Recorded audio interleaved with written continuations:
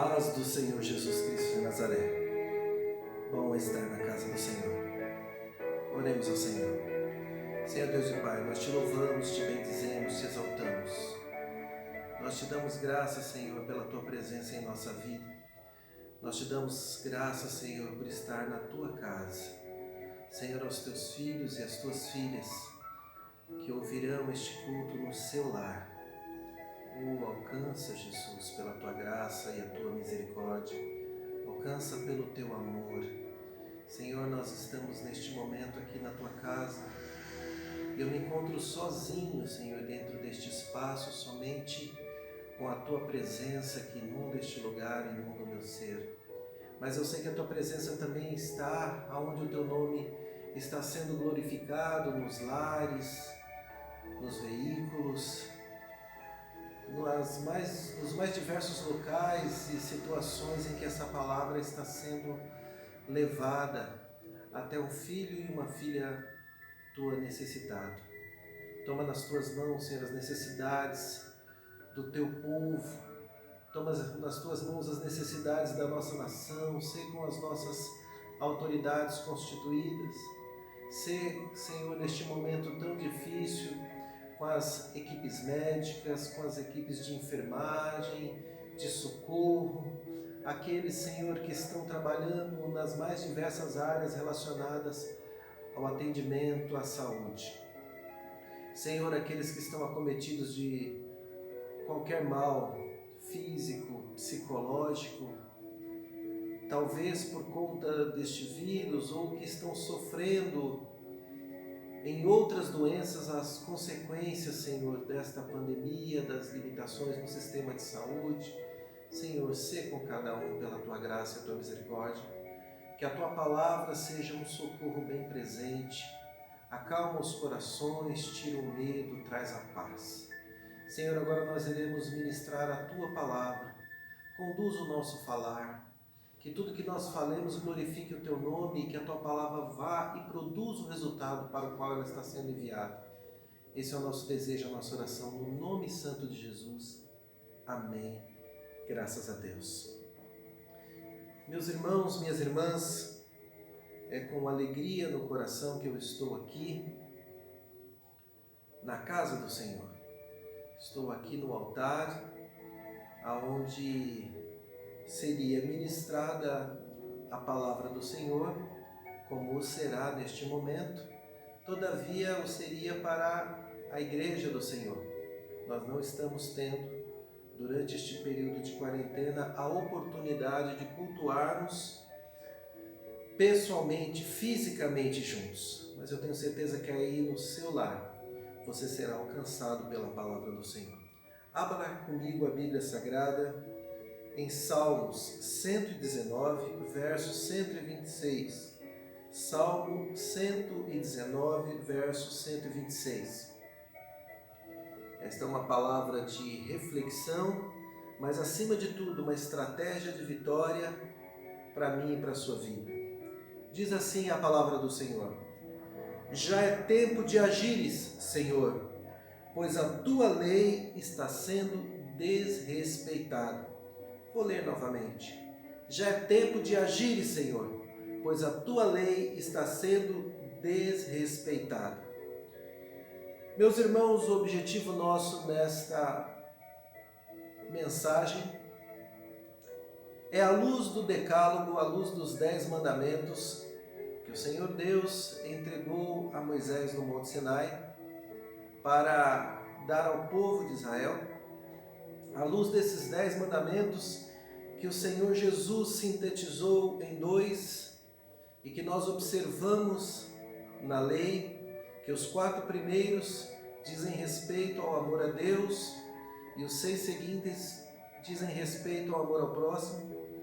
À luz destes 10 mandamentos nós vamos verificar a atual condição da humanidade, a atual condição do mundo, para nós, diagnosticando esta condição, possamos fazer uma reflexão sobre os tempos atuais e a ordenança que o Senhor deu em sua palavra em Tiago 4,4. Vamos caminhar juntos. Primeiro vamos abrir a palavra do Senhor em Êxodo 20. Êxodo capítulo 20. Nós vamos ler do verso 3 até o verso 17. Diz assim a palavra do Senhor: Não terás outros deuses diante de mim. Não farás para ti imagem de escultura, nem alguma semelhança do que é em cima nos céus, nem embaixo da terra, nem nas águas debaixo da terra. Não te encurvarás a elas, nem as servirás. Porque eu sou Deus zeloso, que visito a maldade dos pais nos filhos até a terceira e quarta geração daqueles que me aborrecem. E faço misericórdia aos milhares que me amam e guardam os meus mandamentos. Não tomarás o nome do Senhor teu Deus em vão, porque o Senhor não terá por inocente o que tomar o seu nome em vão. Lembra-te do dia do sábado para o santificar. 6 dias trabalharás e farás toda a tua obra, mas o 7º dia é o sábado do Senhor teu Deus. Não farás nenhuma obra, nem tu, nem teu filho, nem tua filha, nem teu servo, nem tua serva, nem o teu animal, nem o estrangeiro que está dentro das tuas portas. Porque em 6 dias fez o Senhor os céus e a terra, o mar e tudo que neles há. E ao 7º dia descansou. Portanto, abençoou o Senhor o dia do sábado e o santificou. Honra a teu pai e tua mãe, para que se prolongue os teus dias na terra que o Senhor teu Deus te dá. Não matarás, não adulterarás, não furtarás, não dirás falso testemunho contra o teu próximo, não cobiçarás a casa do teu próximo, não cobiçarás a mulher do teu próximo, nem o servo, nem a sua serva, nem o boi, nem o jumento, nem coisa alguma do seu próximo. Meus irmãos, há pessoas que defendem a tese da aplicação literal da lei como foi dada a Israel até os dias de hoje. Por exemplo, os nossos irmãos adventistas assim pensam, assim pregam, assim fazem. Há aqueles que pregam que a lei foi completamente abolida com a vinda de Jesus, ou com a morte de Jesus, a lei foi totalmente cumprida, não havendo mais necessidade do cumprimento da lei. Penso que, ao compulsar a palavra de Deus, nós não extraímos nem um raciocínio, nem o outro, mas nós extraímos que o Senhor Jesus não veio cumprir a lei no sentido de aboli-la, não, de forma alguma.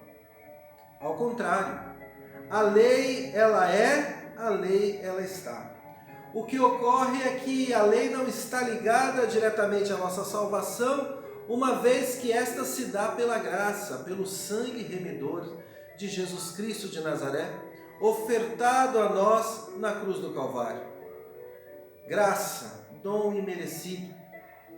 Todavia, a lei ela é de suma importância para a nossa comunhão com Deus, ela é de suma importância para nós darmos testemunho da vida que nós levamos na pessoa de Jesus, e ela é eficaz ao nós mostrarmos o agir do Espírito Santo na nossa vida.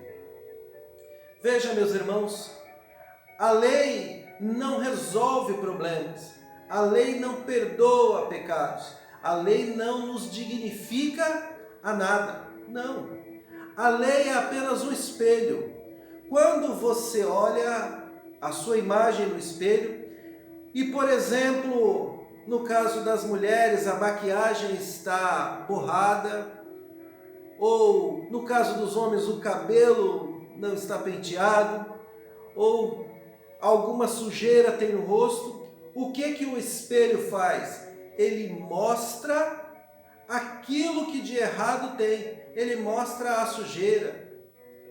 A lei ela faz tão somente isso, e esta é a proposta inicial da nossa mensagem nesta noite. A proposta inicial da nossa mensagem nesta noite é justamente pegar a lei como espelho, pegar a sociedade, pegar o mundo e refletir nesse espelho para ver o que o mundo tem semeado no que tange ao seu relacionamento com Deus. Primeiro mandamento nós vemos aqui no verso 3. Não terás outros deuses diante de mim. Veja, o mundo constituiu para si deuses à medida que busca o completar de si, o preencher de si, a plenitude da vida nos prazeres, no dinheiro, na realização profissional. Muitas coisas boas que o homem coloca em primeiro lugar e constitui para si deuses. Deuses que num momento como este que nós estamos atravessando, momento de uma pandemia mundial, fica totalmente evidenciado que nada podem fazer ou pouco pode remediar.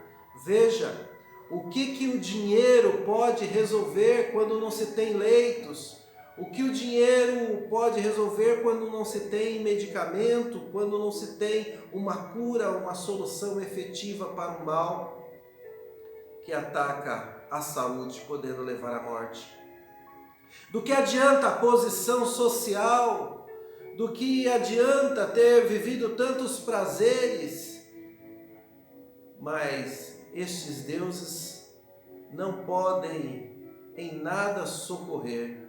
Mas o Senhor diz, através da sua lei, não tenham outros deuses. E quando a gente coloca a lei como espelho e coloca a sociedade refletindo, nós vemos que já no primeiro mandamento a sociedade tem falhado. A sujeira na imagem refletida.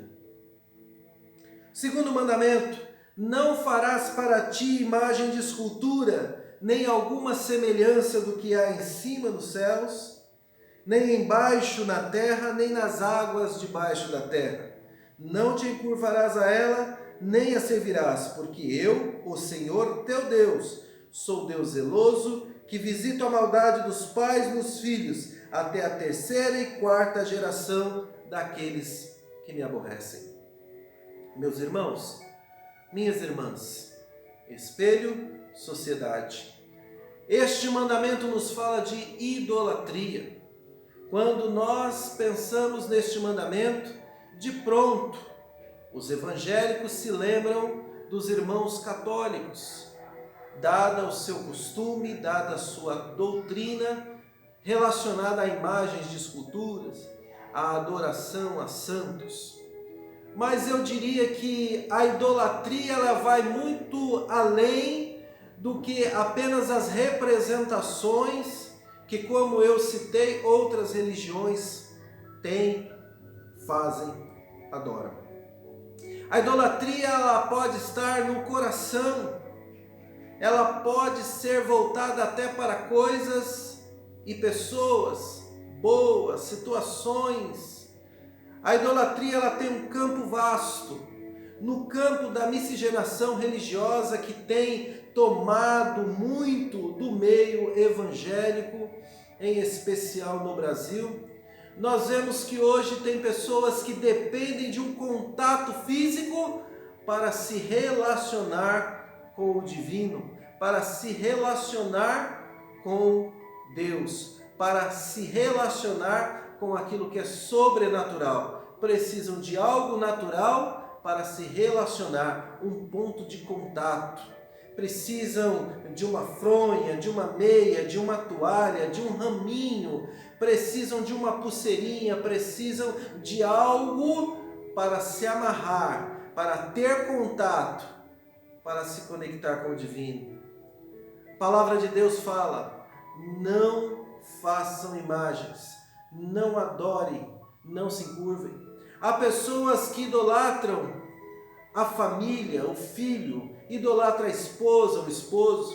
Há pessoas que idolatram o carro, a casa. Há pessoas que idolatram e se curvam perante a sua posição social, muitas vezes se envergonhando do evangelho que professam, para manter a posição social, se curvando, a abrir mão muitas vezes de convicções, de princípios, porque idolatram a posição que ocupam. Quando nós pegamos a sociedade como um todo, aquilo que nós chamamos de mundo, nós vemos que o mundo tem constituído para si coisas para adorar, pessoas para adorar. Então, quanto a este segundo mandamento, quando nós colocamos o espelho da lei e nós colocamos as práticas humanas, nós vemos que neste segundo mandamento também há sujeira, há manchas. Não foi possível agradar a Deus. Terceiro mandamento: não tomarás o nome do Senhor teu Deus em vão, porque o Senhor não terá por inocente o que tomar o seu nome em vão.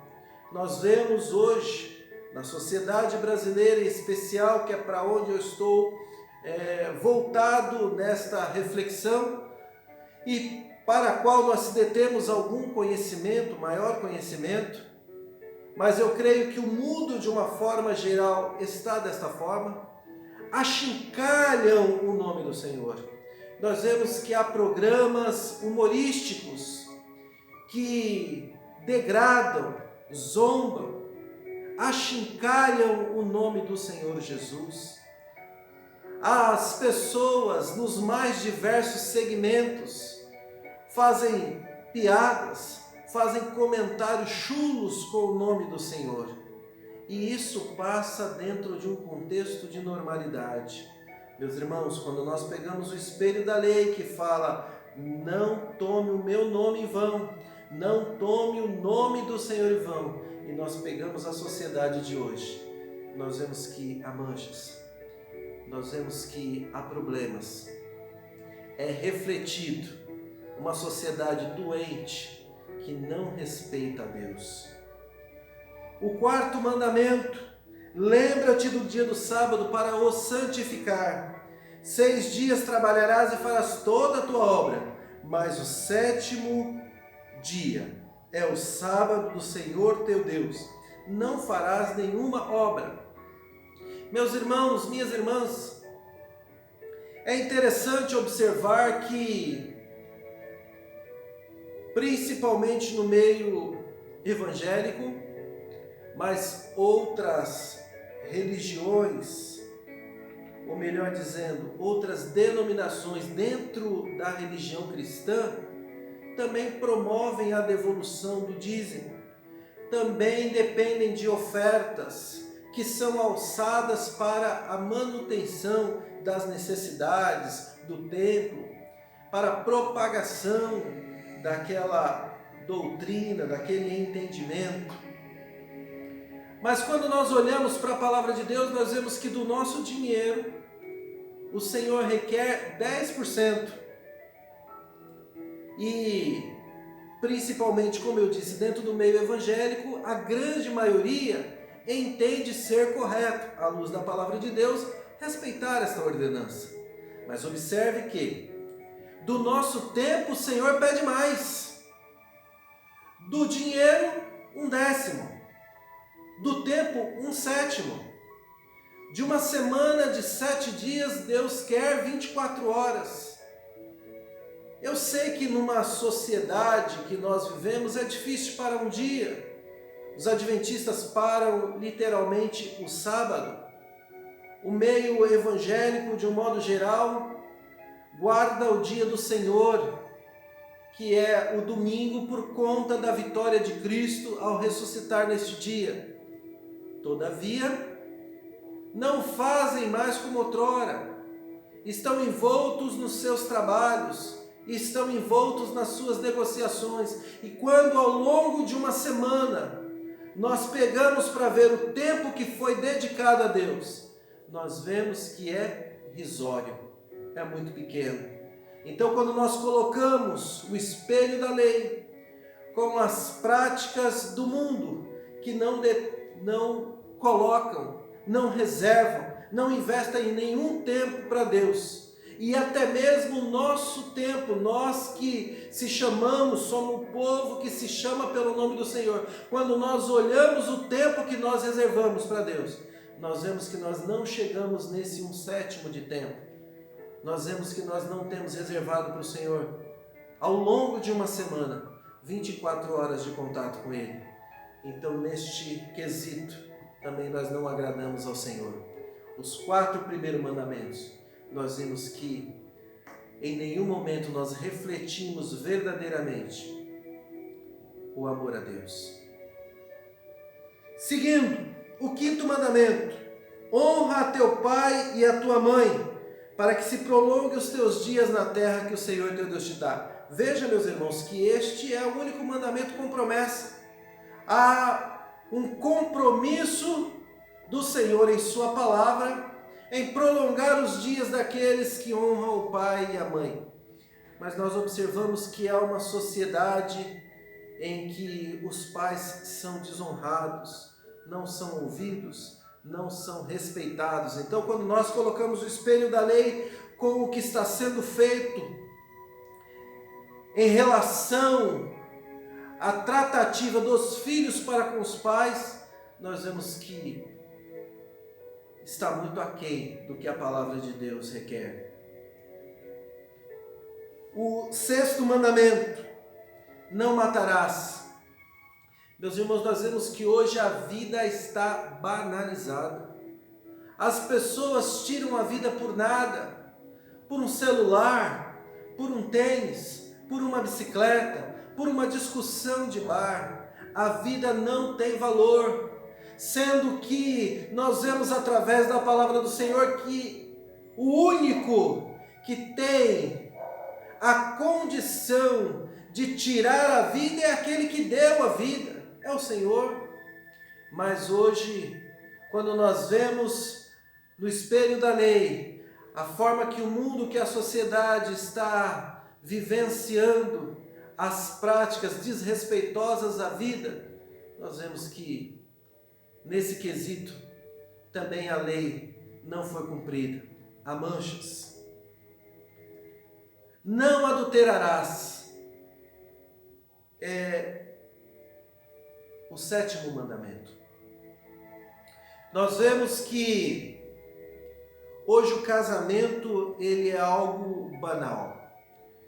Hoje a sociedade não se surpreende nada ao saber de relacionamentos extraconjugais.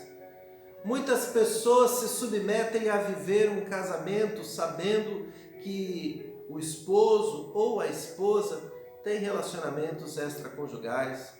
As pessoas adulteram não só na questão sexual, mas também adulteram na moral, adulteram nos costumes, adulteram na palavra de Deus, porque muitos ministram, muitos leem aquilo que é do seu interesse, muitos aplicam e compartilham da palavra de Deus, suprimindo partes que lhes desagradam e manipulando partes a seu favor.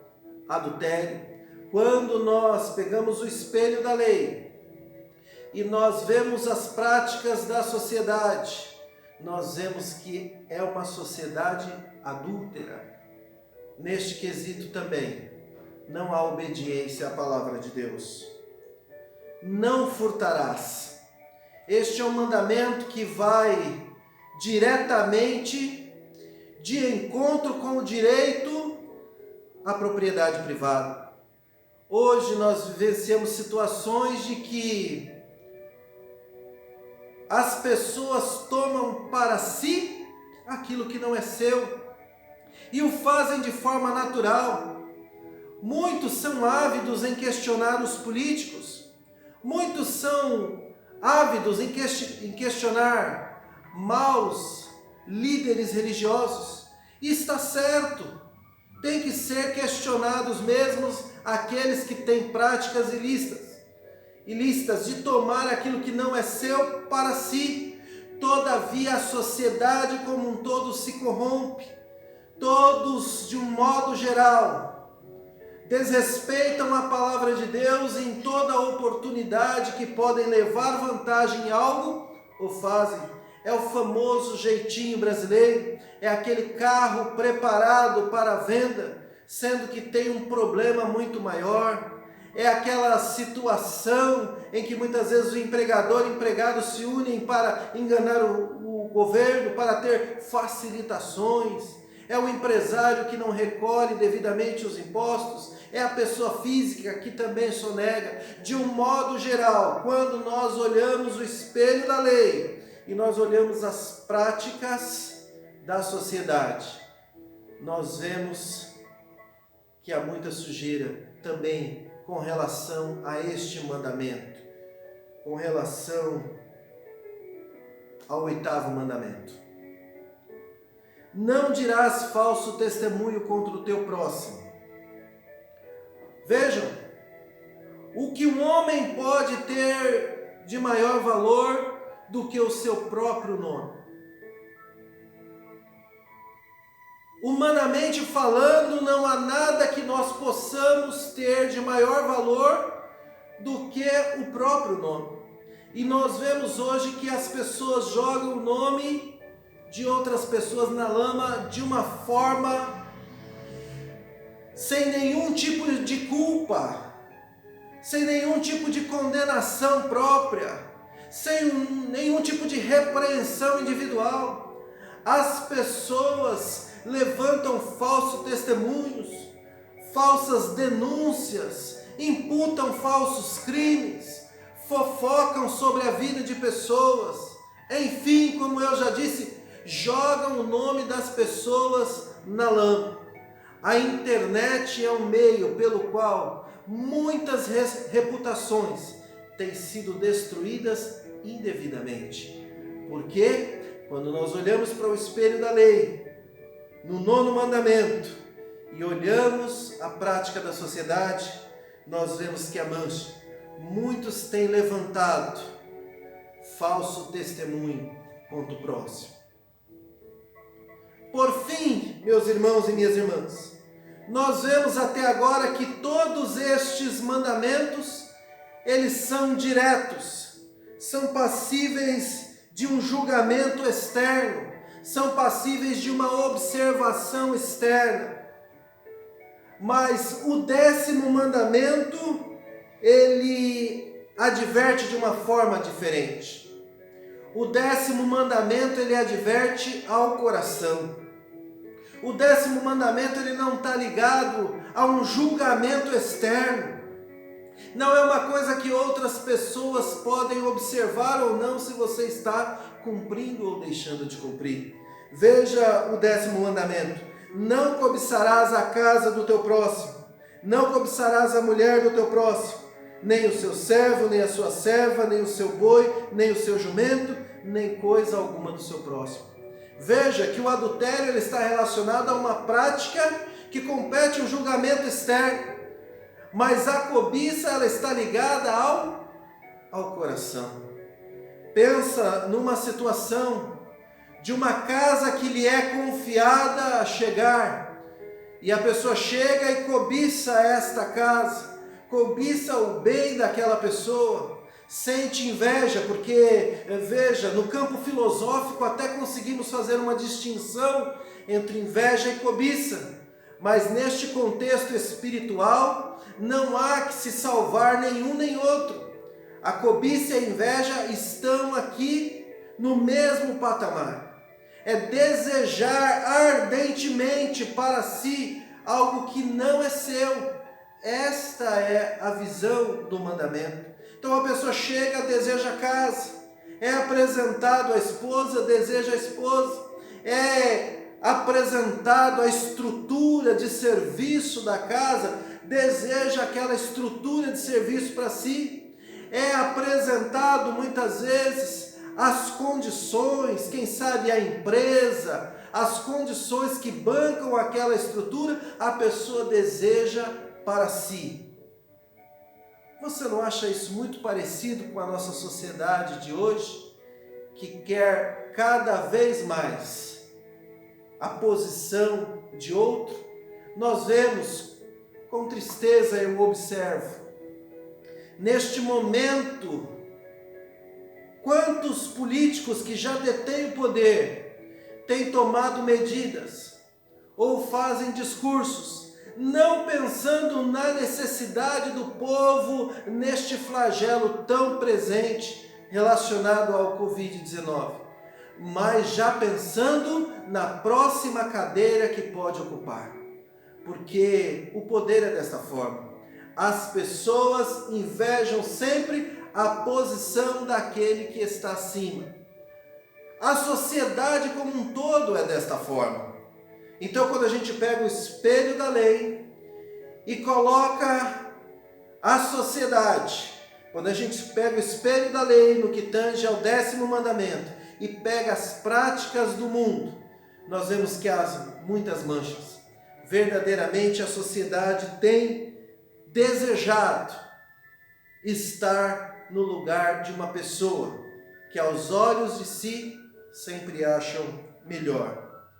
Então nós vemos como diagnóstico uma situação doentia da sociedade, um distanciamento do Criador, um rompimento com o Criador, que só não é mais gravoso em razão do amor de Jesus demonstrado na cruz, mas por certo trazem tristeza a Deus as práticas mundanas que são contrárias à sua palavra. Agora que nós vimos como o mundo e como boa parte da igreja se relaciona com a vida, e quando esta é colocada de frente para a lei, o choque que dá, as manchas, a sujeira que aparece, vamos abrir a palavra do Senhor em Tiago, capítulo 4, verso 4. Meu compromisso com vocês foi, na primeira etapa, fazer um diagnóstico do nosso momento atual, da nossa sociedade, tomando como referência os 10 mandamentos. Agora que nós vimos a posição doentia do mundo, vamos ver o que diz Tiago 4,4. Assim diz o Senhor, em sua palavra: adúlteras e adúlteros, não sabeis vós que a amizade do mundo é inimizade contra Deus? Portanto, qualquer que quiser ser